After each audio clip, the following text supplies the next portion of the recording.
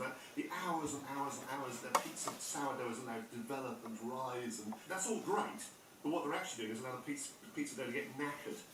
And if you leave the dough overnight in the fridge, it will get exhausted.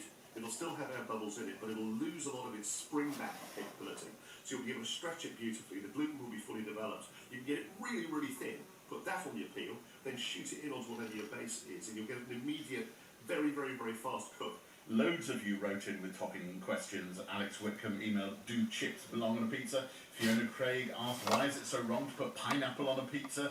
Rachel Coman, my current favourite is a dippy egg cracked in the centre a few minutes before the pizza is finished cooking. It divides opinion among my friends. One of my friends is revolted by it. It really is. It's a controversial topic. So we decided to answer Alex, Fiona and Rachel's questions by putting this to a fabulous audience poll on Twitter. Which of the following should never be allowed on a pizza? Pineapple, chips, eggs, all of the above. A mere 26,905 people voted on this. 11.4% said eggs should never be on a pizza. 17.5% said pineapple should never be on a pizza. 43.7% said chips should never be on a pizza. And 27.4% said all of the above. We had a lot of responses to this. David said, pizza is basically an open-faced sandwich. Anything that can go in a sandwich can go on a pizza. End of discussion. Bronte Orel, I'm sorry to announce that in Sweden we enjoy prawn, peanut, banana and curry on our pizzas at the same time. Yes, and yes, it sounds so awful, but it's so good. It goes on. Joey, I went for a Donna pizza once as the Donna meat was being offered for free. On the wild chance you had me down, obviously people can put what the hell they like on their pizza, and we won't even judge you much. So I think we've decided that anything goes. So let's answer Howard Davies' question. He asks, I'd like to hear about more eclectic, interesting pizza toppings. Let's get inventive. Rachel, what have you got for us? Well, I mean, I suppose you can generally put anything on a pizza, but I do think I should, as a Glaswegian, fly the corner for the deep fried pizza, except... Go for it. Well, I would actually like to turn around and say that the Glaswegian deep fried pizza is not a really very nice thing. It's just an industrial pizza, fold it in half and deep fry it. But the thing is, there is a deep fried pizza from Italy that's actually very nice, called pizza fritte, and it's essentially like a calzone in that you put in drained tomatoes, fried onions, capers or an anchovy, sometimes you put in mozzarella. And what they do is they make sure it's quite dry, and then they just fold the pizza in half and then deep fry it. Zoe. Well, I think it's time to unleash my secret top tip that once tried you'll never go back. I guarantee it, which is to have your pizza and then save your crusts. So don't eat the crusts. And then you have a built-in, essentially, mechanism for pudding right there. Because you take your crust and you spread Nutella. It's, catnip, peanut butter, any spread. But then it's utterly delicious because the dough of the pizza has just got a bit of chewy bite to it. It's not like any other bread in a way, and it's a bonus pudding built into the pizza. You don't feel like you're having a real pudding because it was sort of just leftovers from the first course. Yeah, and all the calories fall out when you've bitten off the rest of the pizza. Jordan, can you advance this pizza as dessert idea?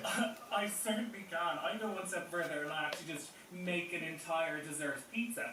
I roll the dough just a little bit thicker because, as you say, Zoe, it's nice to have it nice and tender and soft and squidgy. Then a good, generous drizzle of chocolate spread, some cinnamon. I've torn on medjool dates before, chopped pecan nuts. And then the key is a sprinkling of sea sauce, the kind of the crunchy flakes, because that kind of just brings it all together. And then if you want to completely lose the run of yourself altogether, when you've taken the pan out of the oven and it's still molten hot, just put the pan onto a board and then get a big bowl of ice cream. Put that on top. And you've got kind of like what's probably not even a pizza at that point, but you're definitely going to eat it. Tim, do you want to add anything to this or just stand back and admire? No. I'm admiring your work, but I think if we're really this is like one of those terrible drunken teenage truth games, isn't it, where we're now going to say things that we're going to regret for the rest of our adult lives. I think like most people, you do it, everybody does. That sort of post-dinner party, all that stuff left on the cheeseboard, you spread onto a pizza, and that's actually a really juicy pizza. But here is the real filth. So when you're making a pizza, you usually try to keep the crust as covered as far as possible so it doesn't burn. Or you can get a little bit of Marmite, pour some boiling water onto it, let it down, and then stir it around, and then brush Marmite all around the crust before you make the pizza. You heard it here first.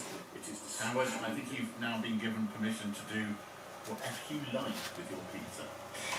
You're listening to The Kitchen Cabinet with me, Jay Rayner, Tim Hayward, Richmond, Cormac, Jordan Burke and Dr. Zoe Laughton. I thought we'd dip into the inbox for a bit of Kitchen Cabinet back to basics. There's nothing like a seemingly simple question to really get our panel going. So first, to Lizzie Van Egmond, who asks, homemade mayo, whole or just yolk? I have a quick recipe that you just stick the whole egg in and flip the grill. Occasionally I do the painstaking process of dripping the oil in bit by bit, so who has the time?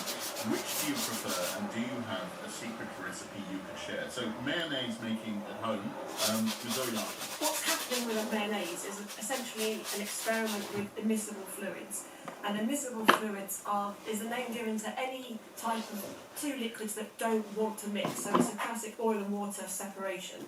And in order to make them mix, you have to generate an emulsion, which is the fine suspension of tiny particles of the oil in the liquid, water. So when you're making a mayonnaise, you've basically got to think oil stuff and water stuff. So the water stuff is the egg, if you want vinegar in there, if you want mustard, if you want lemon juice, that's all in the water compound.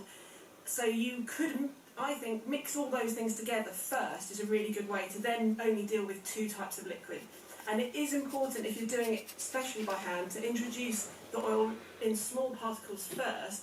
Just drip, drip, drip, drip it in, because actually it takes a lot of work to blast that oil into the tiny particles. And so actually a really great tip is, if you're just doing a pure egg and oil mayo, take the egg yolk and add a little bit of salt, because what that does is it increases the viscosity of an egg yolk.